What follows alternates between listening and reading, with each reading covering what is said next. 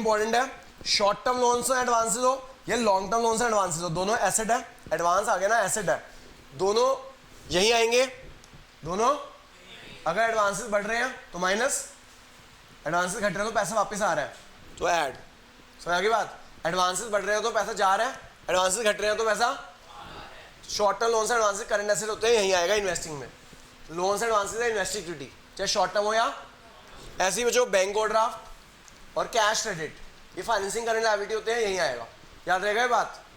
आगे चलते हैं, हमने सारी एडजस्टमेंट कर ली, अब आ जाओ बैलेंस शीट पे, सारी एडजस्टमेंट कर ली, अब आ जाओ कहाँ पे, बैलेंस शीट देखिएगा।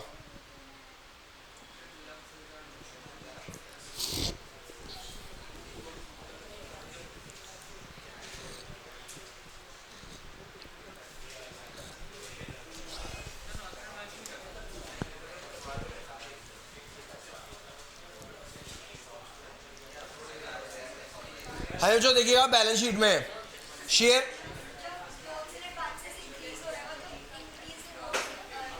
मैं लोन से एडवांस हमने किसी को दिया है, पैसा जा रहा है तो यहाँ पे आ जाएगा लोन से एडवांस गिवन माइनस, अगर कम हो रहे हैं तो पैसा आ रहा है,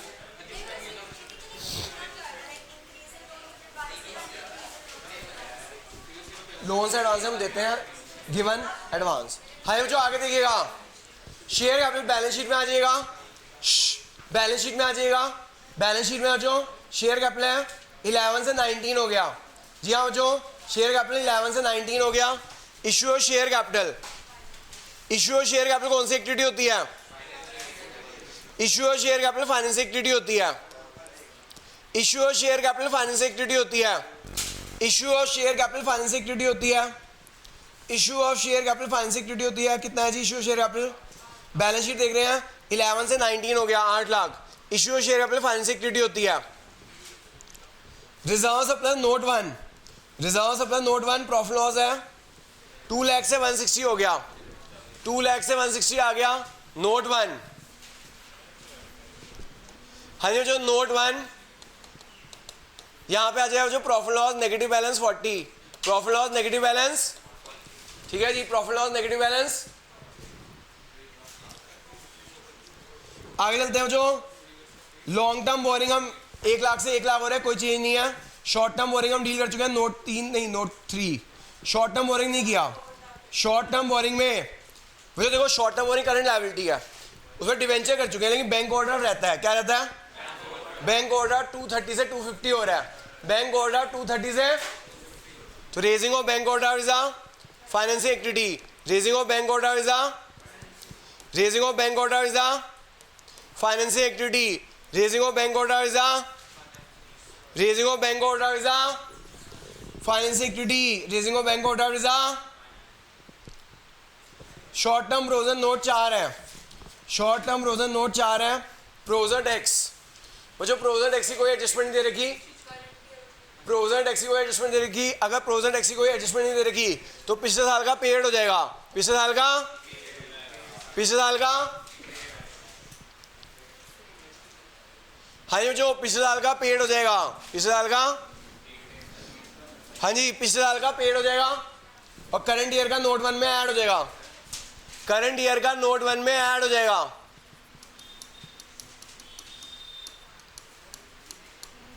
तो याद रखिएगा जो पिछले साल का पे हो जाएगा, पिछले साल का पेड हो जाएगा और करंट ईयर का नोट 1 में, पिछले साल का पेड हो जाएगा, करंट ईयर का नोट 1 में ऐड हो जाएगा। प्रॉपर्टी प्लांट इक्विपमेंट हो चुका है, अब बच्चों मशीनरी आता है प्रॉपर्टी प्लांट इक्विपमेंट में, हो चुका है। फिर नोट 6 है इंटेंजिबल एसेट्स, है जो intangible assets, intangible asset goodwill है, बच्चों गुडविल कम हो रही है नहीं बढ़ रही है, अगर गुडविल बढ़ रही है तो परचेज ऑफ गुडविल, कोई भी इंटेंजिबल से बढ़े, कोई भी इंटेंजिबल एसेट बढ़े तो purchase of intangible asset investing activity होती है, कोई भी इंटेंजिबल से बढ़े तो purchase of intangible assets investing activity होती है। कितना आ गया और कम होता तो amortisation of goodwill, non cash और नॉट एक्सपेंस में ऐड हो जाएगा। जी हाँ बच्चों याद रखिएगा कोई भी इंटेंजिबल से बढ़े तो purchase of intangible assets investing activity, अगर इंटेंजिबल से घटे एमोर्टाइजेशन इंटेंजिबल से नॉन कैश और नॉन ऑडिटिंग, नॉन कैश और नॉन ऑडिटिंग।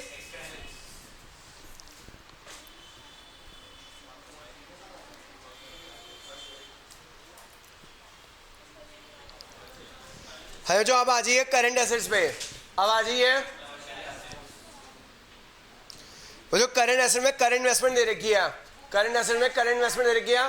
करंट इन्वेस्टमेंट को कहाँ ऐड कर देते हैं? कैश एंड कैश इक्विवेलेंट में। करंट एसेट को कहाँ ऐड कर देते हैं? करंट एसेट को ऐड कर देते हैं कैश एंड कैश इक्विवेलेंट में। जी हाँ, जो करंट एसेट को ऐड कर देते हैं कैश एंड कैश इक्विवेलेंट्स में।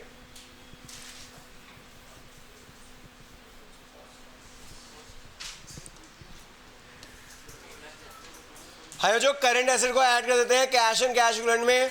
Opening cash and cash equivalent में ऐड कर दीजिए। करना हो जो 290 एंड 230। करंट इन्वेस्टमेंट को कैश एंड कैश इक्विवेलेंट में ऐड कर देना। करंट इन्वेस्टमेंट को कैश एंड कैश इक्विवेलेंट में और ओपनिंग में, क्लोजिंग में, ओपनिंग में, क्लोजिंग में। 290 प्लस 230 520, ऐसी 130 प्लस 3 लाख 430। एक चीज रह गई, ट्रेड रिसीवल। ट्रेड रिसीवल कम हो रहे हैं, डिक्रीज। ये जो ऑपरेटिंग करंट एसेट है, decrease in trade receivables, decrease in trade receivable 20, decrease in trade receivable 20, decrease in trade receivable 20, decrease in trade receivable 20।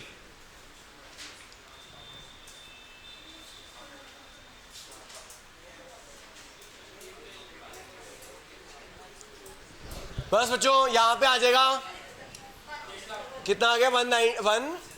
150 आ गया। है जो ये आ गया 150, यहां आ जाएगा 150। ऑपरेटिंग नील आ रहा है। इन्वेस्टिंग कितना आया? 596 पॉजिटिव नेगेटिव। फाइनेंसिंग 506 000। है जो operating A, investing B, financing C, A plus B plus C equal to D. इसे बोलते हैं जो decrease in cash and cash equivalent. इसे बोलते हैं जो decrease in cash and cash equivalent 90, decrease in cash and cash equivalent 90 D. यहाँ है जो E, D plus E is F, oh sorry, A plus B plus C equal to D, E D plus E is F D. ठीक है जी, match हो गया। क्या हो गया? समझ आ गई जो बात?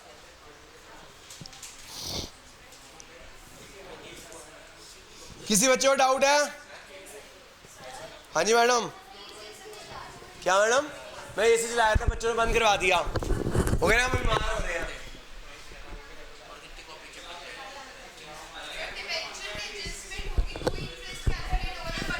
नहीं मैडम, डिवेंचर में तो इंटरेस्ट होगा ही होगा ना। इंटरेस्ट तो इम्प्लाइड है उसके ऊपर, वो तो आपका इंटरेस्ट कैलकुलेट करना ही करना है उसके ऊपर। क्या? हाँ, रेट ऑफ इंटरेस्ट लिखा हुआ है तो इम्प्लाइड एडजस्टमेंट है, वो करनी है। ठीक है बच्चों? तो बच्चों इस क्वेश्चन में हमने कई चीज़ें मैंने आपको रिवाइज करा दी। क्या क्या? कई चीज़ें छोटी छोटी बताई जो हम भूल जाते हैं। एक तो मैंने शॉर्ट टर्म लोन्स एडवांसेस का, पता नहीं आप लोगों ने क्वेश्चन किया नहीं किया, एक बार बोर्ड में आ गया था। शॉर्ट टर्म लोन्स एडवांसेस कहाँ आते हैं?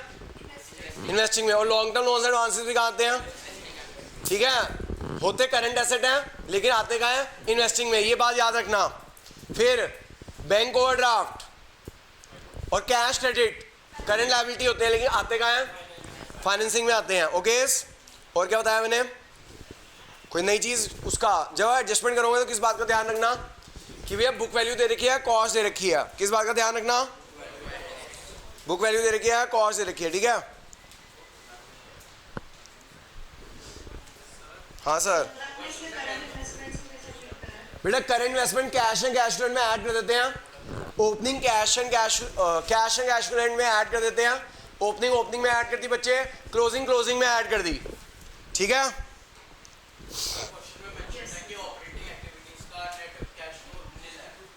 हाँ, तब भी आपको पूरा करना पड़ेगा, तभी पूरा करना पड़ेगा। ठीक है, आगे चलते हैं। जो नेक्स्ट क्वेश्चन, ये मैंने ना जानबूझ के कौन सी अप्रोच ली, मैंने आपको ज़्यादा से ज़्यादा कंसेप्ट रिवाइज कराने की कोशिश कर रहा हूँ। मैंने आपको कौन सी अप्रोच ली, ग्रॉस अप्रोच। कौन सी ली? तो मैंने इसके अंदर आपको एक तो रिवाइज करा दिया ग्रॉस अप्रोच और डिवेंचर इंटरेस्ट रिवाइज करा दिया। अब डिवेंचर इंटरेस्ट रिवाइज कराया है तो साथ साथ ड्रिप भी रिवाइज करा देता हूँ। क्या रिवाइज करा देता हूँ? हाँ जी बच्चों, जैसे इस क्वेश्चन में ड्रिप का क्या था, आई था। ड्रिप क्या होता है? जिसकी डबल ट्रीटमेंट होते हैं, जिसके इसके अंदर आई था इंटरेस्ट। हाँ जी सर, ड्रिप याद कर लो भैया, ये याद टिप्स पे होना चाहिए, भूलना मत पेपर में। ड्रिप, जब भी ड्रिप आएगा उसका डबल ट्रीटमेंट, जब भी ड्रिप आएगा। हाँ जी बच्चों, D for dividend, D for.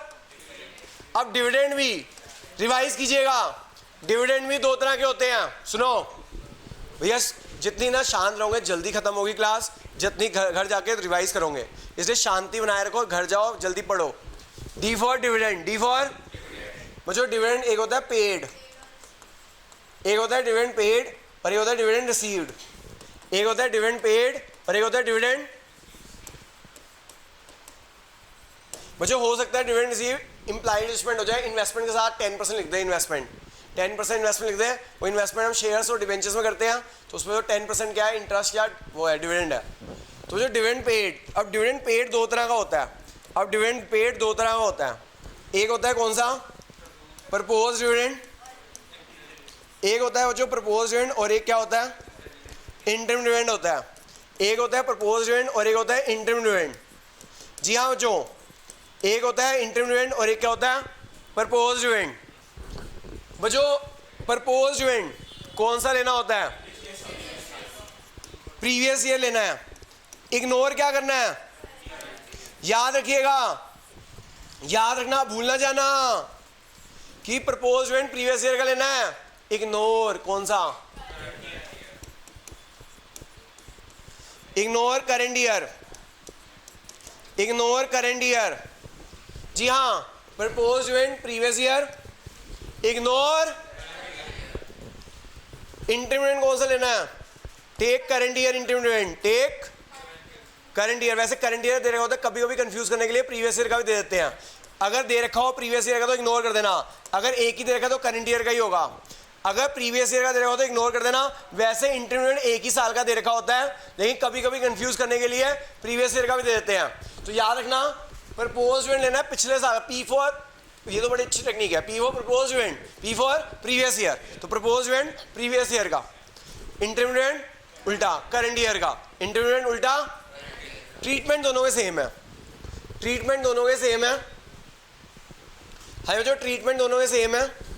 Financing activity में माइनस, क्योंकि डबल ट्रीटमेंट ड्रिप में आ गया, ड्रिप में आ गया। प्रपोज डिविडेंड और इंटरिम डिविडेंड फाइनेंसिंग एक्टिविटी में माइनस, फाइनेंसिंग एक्टिविटी में और कहाँ ऐड होगा, नोट 1 में ऐड होगा। कहाँ ऐड होगा, नोट 1 में ऐड होगा। जी हाँ, प्रपोज डिविडेंड प्रीवियस ईयर का, इंटरिम डिविडेंड करंट ईयर का, नोट 1 में ऐड और फाइनेंसिंग में, नोट 1 में ऐड, फाइनेंसिंग में। बच्चों dividend received on investments, dividend received on investments. Dividend किस पे रिसीव होता है, इन्वेस्टमेंट पे। बच्चों डिविडेंड रिसीव इनकम है, कौन सी इनकम है, नॉन ऑपरेटिंग। तो नॉन कैश है, नॉन ऑपरेटिंग इनकम माइनस होगा। नॉन ऑपरेटिंग है, नॉन कैश है, नॉन ऑपरेटिंग इनकम माइनस होगा। नॉन कैश है, नॉन ऑपरेटिंग इनकम में और कहाँ ऐड होगा,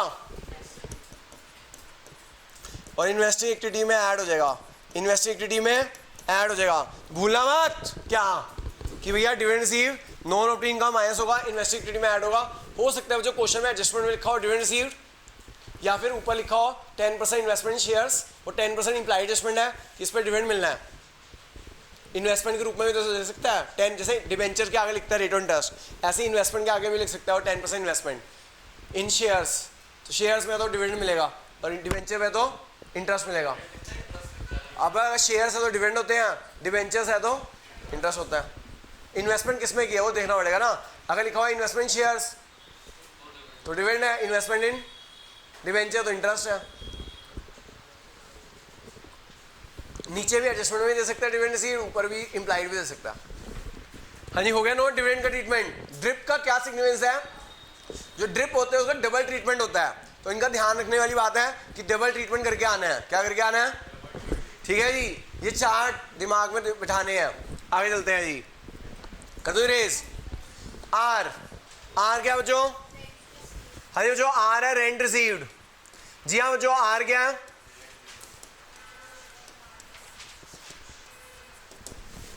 आर है बच्चों रेंट रिसीव्ड। आर क्या है? Rent received. बच्चों रेंट रिसीव क्या होता है? नॉन कैश और ऑपरेटिंग इनकम होती है।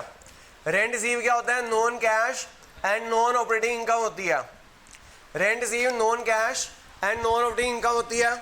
Rent receive non cash and operating income होती है। और दूसरा ट्रीटमेंट इन्वेस्टिंग एक्टिविटी में ऐड होता है। दूसरा ट्रीटमेंट इन्वेस्टिंग एक्टिविटी में ऐड होता है। जी हाँ बच्चों, rent receive non cash and operating income होती है और रेंट रिसीव इन्वेस्टिंग एक्टिविटी में ऐड होता है। अगर रेंट पेड दे रखा हो तो क्या होगा?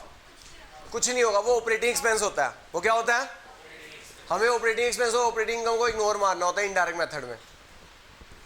रेंट, वैसे rent paid is operating expense, लेकिन उसे इनडायरेक्ट मेथड कर रहे हैं। इनडायरेक्ट मेथड में नॉन ऑपरेटिंग लेने होते हैं। क्या लेने होते हैं? ओके हाँ मैडम, तो रेंट रिसीव लेना है। Rent receive is non operating income, investing income होती है ये। समझ आ गई बच्चों बात? कौन से वाले को? रेंट पेड को इग्नोर करना है, क्योंकि वो ऑपरेटिंग एक्सपेंस होता है। हम इनडायरेक्ट मेथड में नॉन ऑपरेटिंग लेते हैं वहाँ। वैसे पूछा रेंट पेड कौन सी एक्टिविटी है? वो ऑपरेटिंग एक्टिविटी है, लेकिन हम इनडायरेक्ट मेथड कर रहे हैं तो इग्नोर कर देंगे। हाँ बच्चों आगे चलते हैं। आई, आई फॉर इंटरेस्ट। अब बच्चों इंटरेस्ट भी दो तरह का होता है। जी हाँ, इंटरेस्ट भी दो तरह का होता है।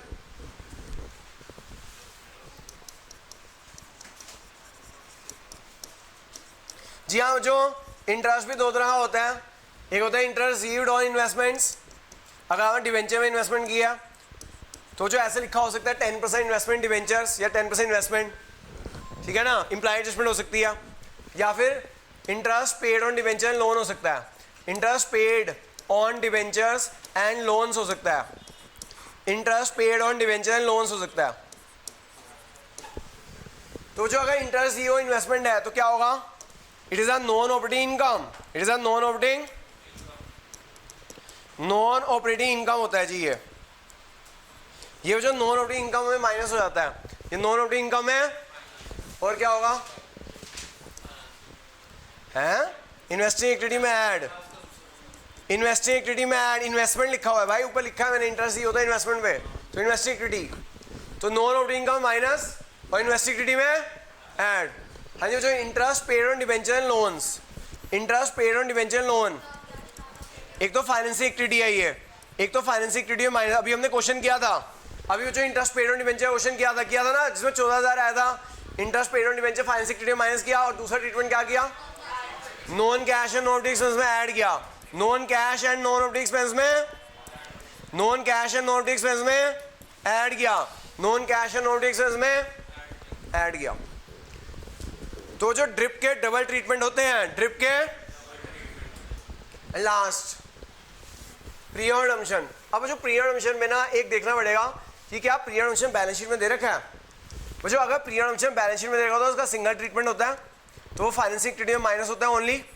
लेकिन अगर वो बैलेंस शीट में नहीं गिवन, ओनली एडजस्टमेंट में गिवन है, only adjustments note in balance sheet, तो याद रखिएगा जो अगर पीरियड अम्पशन करंट पीरियड अम्पशन कहाँ दे रखा है? लायबिलिटी साइड में दे रखा है। कहाँ दे रखा है? तो वो पीरियड अम्पशन जितना कम हो रहा होगा वो फाइनेंसिंग एक्टिविटी खत्म।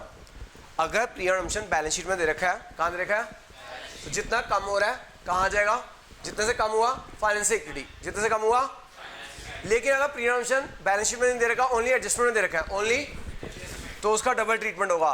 कंडीशन है वो जो डबल ट्रीटमेंट की, ओनली एडजस्टमेंट में दे रखा हो, ओनली एडजस्टमेंट में। तो जो फाइनेंसिंग एक्टिविटी में माइनस, फाइनेंसिंग एक्टिविटी में माइनस, फाइनेंसिंग एक्टिविटी में माइनस, और non cash and non operating expense में add, non cash and non operating expense में ऐड। हाँ जी सर, क्या नहीं होता? क्या? पीरियड अम्पशन दे रखा होगा, लायबिलिटी साइड में कम हो रहा होगा, जितना कम हो रहा होगा फाइनेंसिंग में जाएगा, बस यहाँ ऐड नहीं होगा।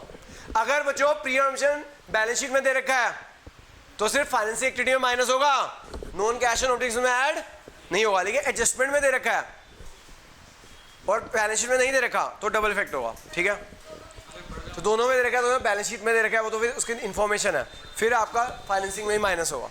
दोनों में दे रखा है तो सिर्फ फाइनेंसिंग में माइनस होगा, ठीक है, सब बढ़ नहीं सकता, एक क्वेश्चन इनवैलिड, ठीक है।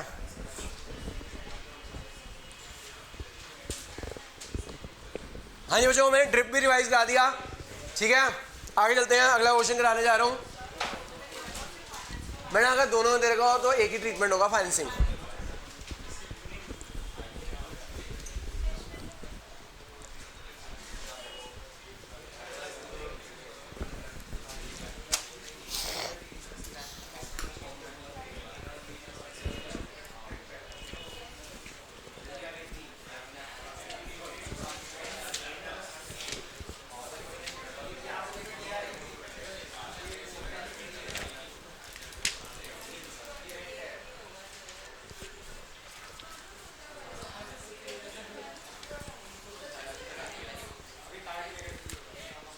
TS ग्रेवाल है, कवर चेंज हुआ है और कुछ नहीं है।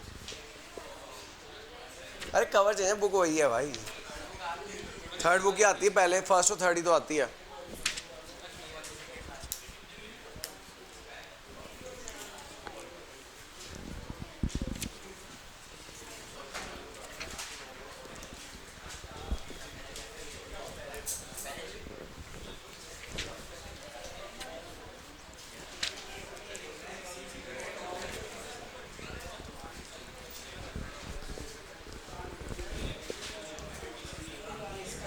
नेक्स्ट क्वेश्चन डाल रहा हूँ जो ग्रुप पे,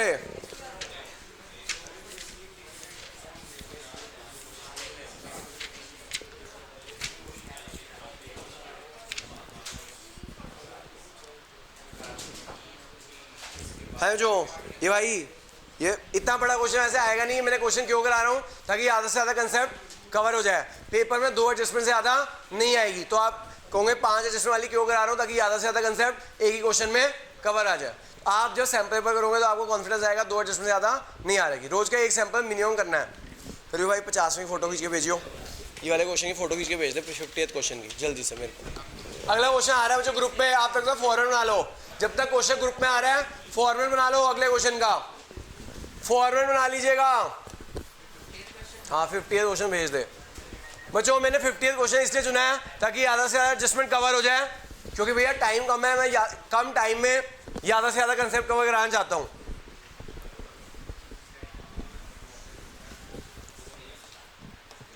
cash flow statement as per AS3 revised.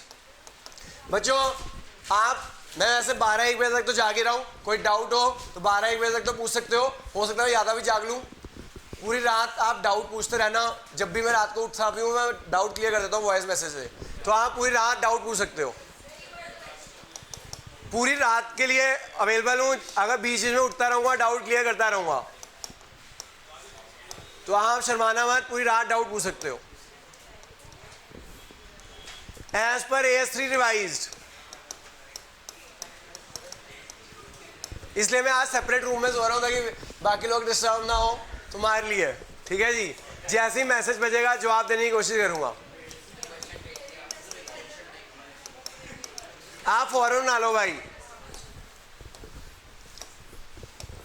तो cash flow statement for the year ending 31 March as per AS3 revise particular details amount, लेकिन मैं चाहता हूँ आज रात तक सोने से पहले तीनों चैप्टर खत्म होने चाहिए, रेशो, कैश फ्लो और कंपैरेटिव कॉमन। बस मैडम 3 वीडियो आपको देखनी नहीं है, आपको चलानी है। उसके अंदर जो क्वेश्चन करा रहा हूँ ना मैडम, उसको खुद करके देखना है। मैं बताता हूँ रेशो के लिए पहले सारे फॉर्मूले रिवाइज कर लो। फॉर्मूले रिवाइज करने के बाद जो मैं वीडियो में क्वेश्चन करा रहा हूँ ना मैडम, बस वो दोबारा कर लो फटाफट, वो क्वेश्चन कर लोगे हो जाएगा।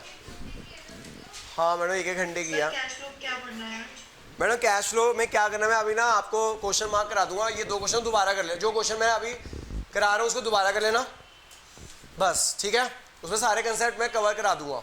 उसके बाद ना मैडम हो गया रिवाइज, ये क्वेश्चन जो दोबारा कर लेना, क्वेश्चन कैश फ्लो क्या हो गया, रिवाइज हो गया, सारे कंसेप्ट मैं आपको रिवाइज करा के भेजूंगा। फिर आपको रोज का एक सैम्पल पेपर करना है, जो सैम्पल पेपर करना है उसमें कैश फ्लो आएगा ना, तो 4 दिन कैश फ्लो रिवाइज होगा, 4 क्वेश्चन रिवाइज होंगे, हो गया ना कैश फ्लो। यानी मान लो मैं आ जाऊँगा 4 क्वेश्चन करा के भेज रहा हूँ जिसमें सारे कंसेप्ट कवर हो जाए, तो 4 क्वेश्चन ऐसे हो गए। 4 दिन तुम एक सैम्पल पेपर करोगे, एक क्वेश्चन कैश फ्लो कवर हो जाएगा, रोज के कितने क्वेश्चन हो गए कैश फ्लो के? 8। इतना टाइम है हमारे पास क्योंकि 14 चैप्टर करने हैं हमें। बस 4 क्वेश्चन कर लेना है, एक क्वेश्चन में करा दिया, 3 और कराऊंगा छुट्टी कैश फ्लो की, 3 और कराने हैं छुट्टी। ठीक है जी। आपको क्या करना है, इनको क्वेश्चन दोबारा हाथ से करने हैं, उसके बाद एक सैंपल पर रोज का करना है, तो कैश फ्लो 8 क्वेश्चन हो जाएंगे, बहुत है। हाँ जी बच्चों, और भी चैप्टर है, अगर आप इसी चैप्टर में बैठे रह गए तो बाकी चैप्टरों में क्या होगा? यहाँ आ जाएगा cash flow from operating activity, cash flow from operating activity, comparative common भी जो मैंने कराया उनको दोबारा कर लेना, फिर जो सैंपल पेपर आएंगे उसमें कवर हो जाएगा सब कुछ। Cash flow operating sample paper करने बड़े जरूरी है जी। रोज का एक सैंपल पेपर मिनिमम टारगेट लेकर चलना कि सैंपल पेपर एक तो करना ही करना है हमें हर हालत में।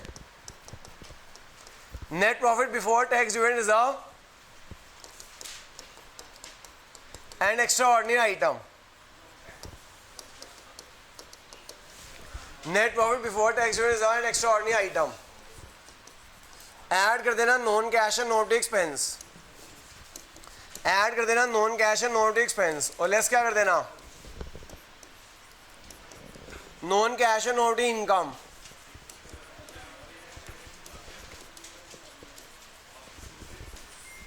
बच्चों ऐड करना non cash and not expense, less कर देना non cash and not income.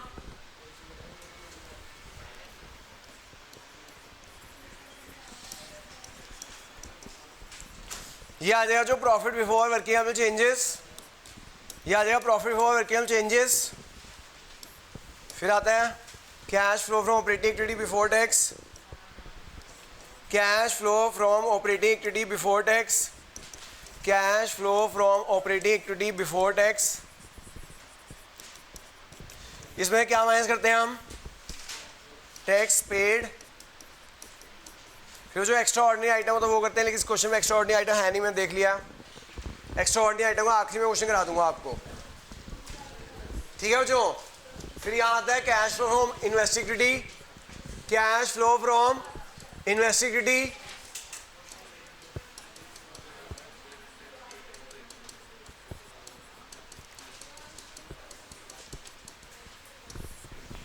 फिर cash flow financing activity,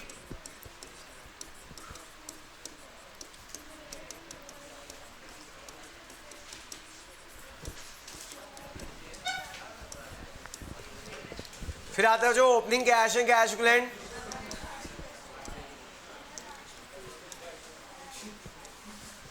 closing cash and cash equivalent,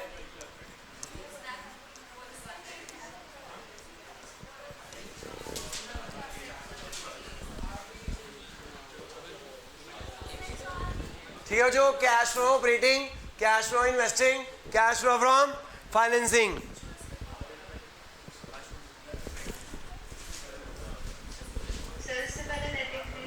हाँ जी हाँ जी। नेट इंक्रीज और decrease in cash and cash equivalent, net increase और decrease in cash and cash equivalent.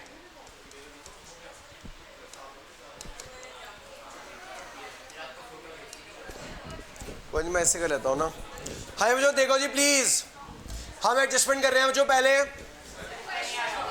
क्या भेज दिया?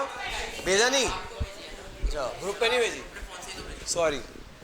भेज रहा हूँ बच्चों, क्वेश्चन भेज रहा हूँ।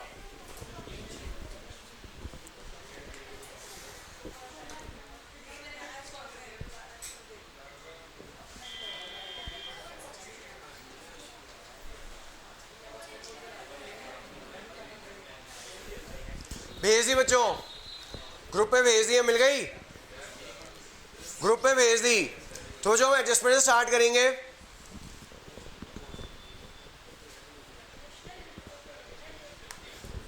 हाँ जो प्लीज हम एडजस्टमेंट से स्टार्ट कर रहे हैं। पहली एडजस्टमेंट है प्रपोज डिविडेंड। पहली एडजस्टमेंट क्या है? सुनो जो ध्यान से भाई साहब, प्रपोज डिविडेंड, प्रपोज डिविडेंड अभी मैंने रिवाइज कराया था। कौन सा लेना प्रपोज डिविडेंड? कौन सा लेना प्रपोज डिविडेंड? देख लीजिए ये बच्चे को, प्रपोज डिविडेंड कौन सा लेना है? कौन सा लेना है प्रपोज डिविडेंड? हाँ पीछे से बता दियो, देख के लेकर जाइए फर्रा बना के। प्रपोज डिविडेंड कौन सा लेना है?